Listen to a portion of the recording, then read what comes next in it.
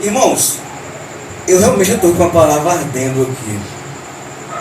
E eu apanhei muito com essa palavra. Eu tenho analisado algumas coisas na palavra de Deus, conduzido pelo próprio Espírito Santo, como a maioria de nós. E como fala aquele louvor, a começar em mim quebra coração, para que sejamos todos um, como tu, Cristo, és, ou pelo menos deveria ser em nós como igreja. E ela tem uma consonância com o que a irmã Daisy falou aqui. Na carta de Paulo, a segunda carta de Paulo a Timóteo, no capítulo 3, eu vou ler até onde o Espírito permitir. Fala o seguinte: é importante para você saber isto também, igreja, irmãos, que nos últimos dias vai ser muito difícil ser cristão. A saber, cristão, pequenos cristos, né? Porque as pessoas só amarão ou serão amantes de si próprias, cheias, em algumas traduções mais modernas, de si mesmas. E ao dinheiro serão orgulhosas. Aí vamos para os predicados. Serão orgulhosas, fanfarronas, zombadoras de Deus, das coisas do céu, desobedecendo a seus pais, sendo ingratas com eles e completamente mais. Serão duras de coração e nunca se submeterão, são insubservientes, insubordinadas aos outros, enquanto a palavra fala cada um julga o próximo maior que si próprio. Serão sempre mentirosas, desordeiras, e não se incomodarão mais com a imoralidade. Imoralidade não é só sexual, tá? Moral e bons costumes. Serão rudes e cruéis. Escarnecerão daqueles que procuram ser bons. Valores invertidos. Atraiçoarão seus amigos. Traíras. Serão irascíveis, inchadas de orgulho, e preferirão divertir-se ao adorar a Deus. Isso me lembra Noé, a época de Noé. Irão para a igreja, sim, porém não acreditarão realmente em nada do que ouvem. Não se deixem enganar por gente assim. Elas são uma espécie de gente dos que penetram manhosamente, sorrateiramente, nas casas dos outros e fazem amizades com as mulheres ignorantes, falta de conhecimento e carregadas de pecado, e lhes ensinam suas novas doutrinas. Bom, gente, eu não poderia ver hoje um texto mais real e contextual do que esse para hoje em dia. A irmã fez uma colocação aqui sobre um ditado popular, que todo ditado popular tem base bíblica. A Bíblia veio antes de tudo, porque ela é a palavra de Deus é Jesus, o verbo que se fez carne, e o Deus ele é eterno e atemporal. Então tudo é dele, por meio dele, para ele. Não é verdade? E eu acredito que esse ditado popular, ele partiu do versículo que fala que aquele que sabe que pode fazer o bem e não faz, ele está pecando. A palavra de Deus também fala no livro de Efésios: não bebam, a parte B, sejam cheios do Espírito Santo e governados por ele. Eu quero tirar esse texto exclusivo aqui do contexto e acrescentar ele dentro do contexto da epígrafe da extrema corrupção dos últimos tempos, que foi lido agora em Timóteo. Sejam cheios do Espírito Santo e não cheios de si. Como que o homem pode ser cheio de si? Não há nada de bom no homem, em mim e em você. Não há nada. O que é que há? Está dito aqui. arrogância, orgulho, desobediência, e por aí vai. É daí para pior.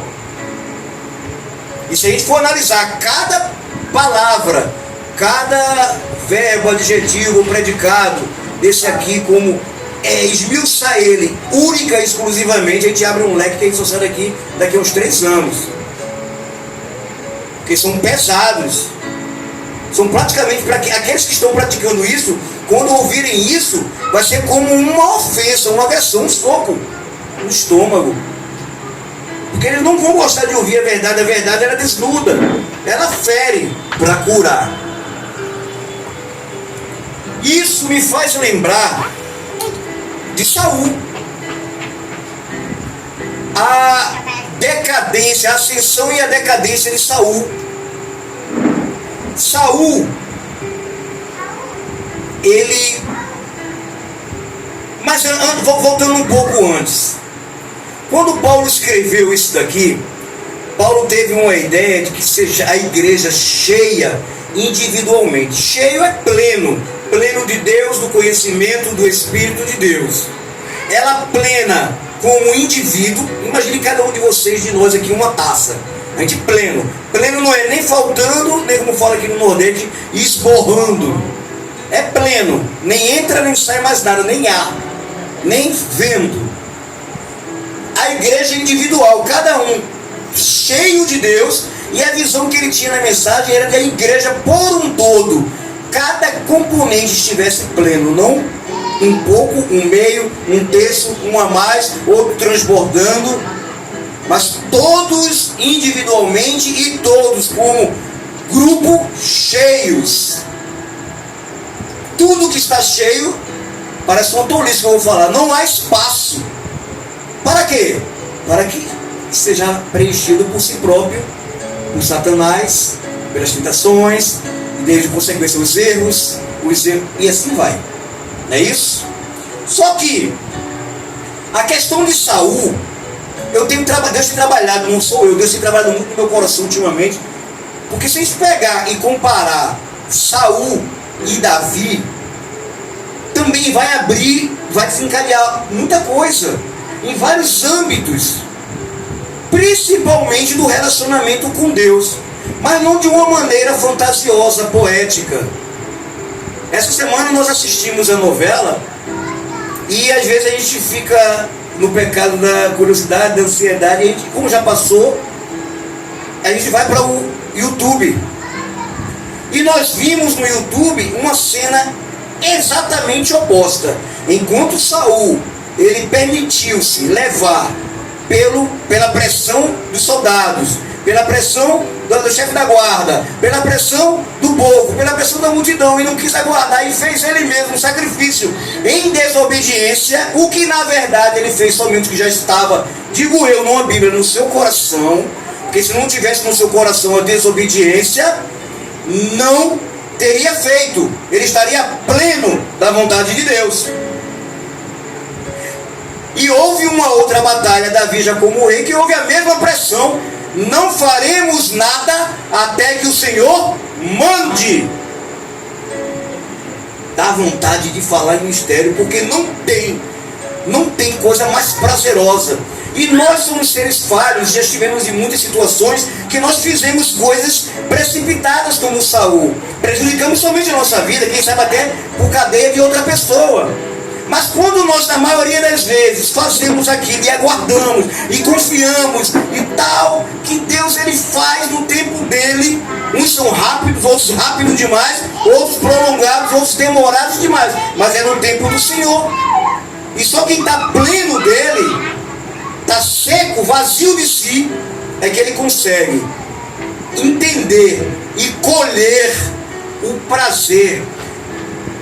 Gente, eu vou usar um termo aqui, não se escandalize. O orgasmo espiritual, jamais imprescindível pelo ser humano.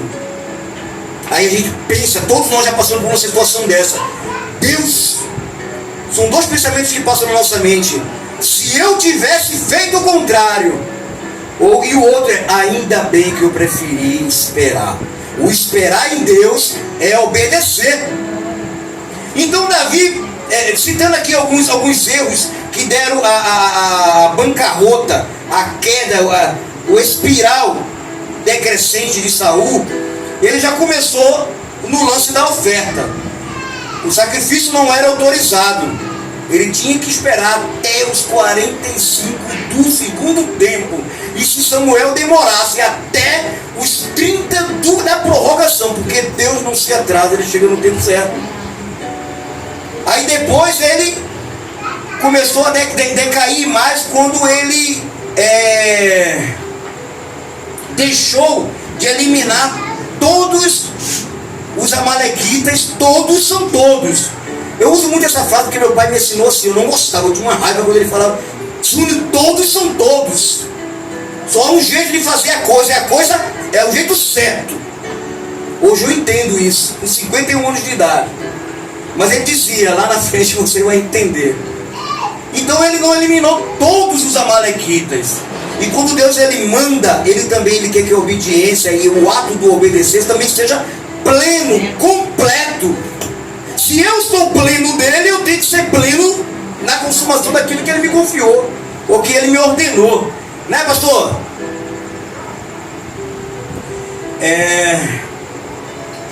Aí depois ele desconsiderou uma ordem direta de Deus dos animais.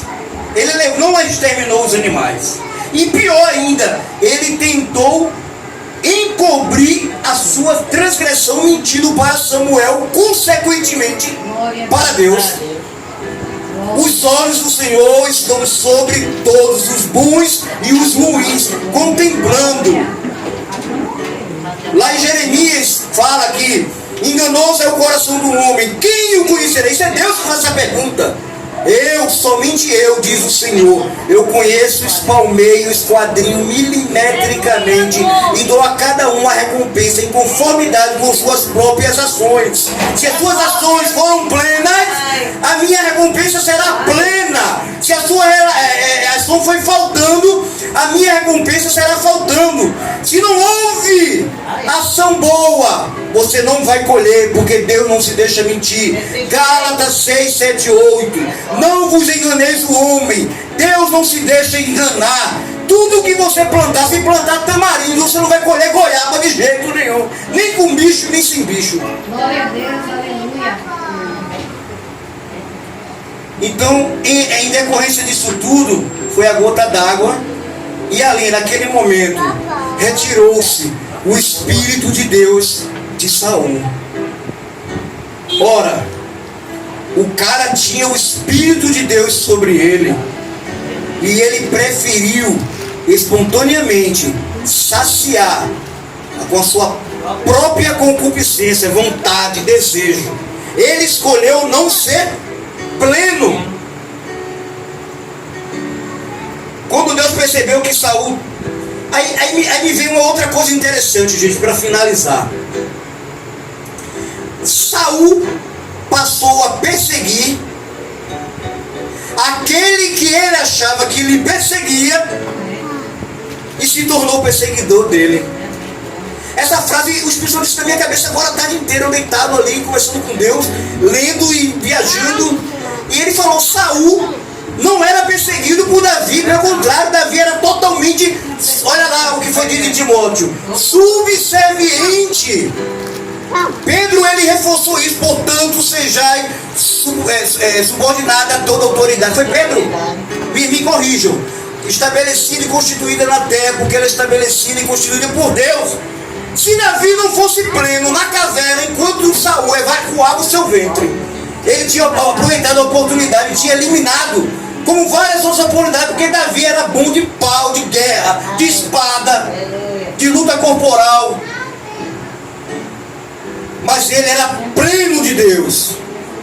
E toda vez que um ser humano se torna pleno ou busca a plenitude do Espírito Santo, que é quem está conosco hoje aqui, na terra, mas que se retirará no momento certo, a gente vai ter êxito e sucesso na vida.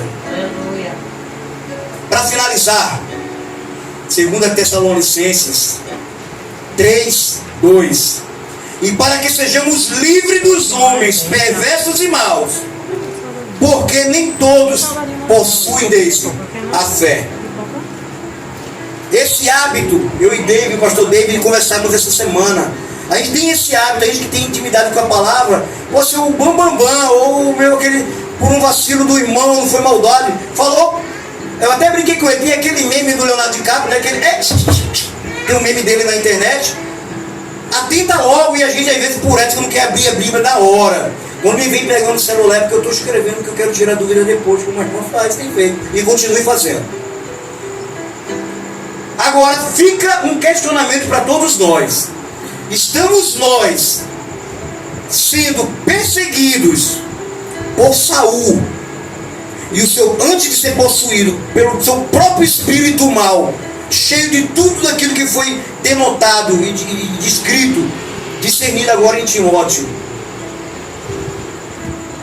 que é ele cheio de si mesmo, ou somos nós em alguns momentos, estamos sendo um Saul cheio de coisas ruins e de nós mesmos, perseguindo alguns Davis da vida. Que Deus ele continue nos abençoando rica, abundante e poderosamente, em nome de Jesus.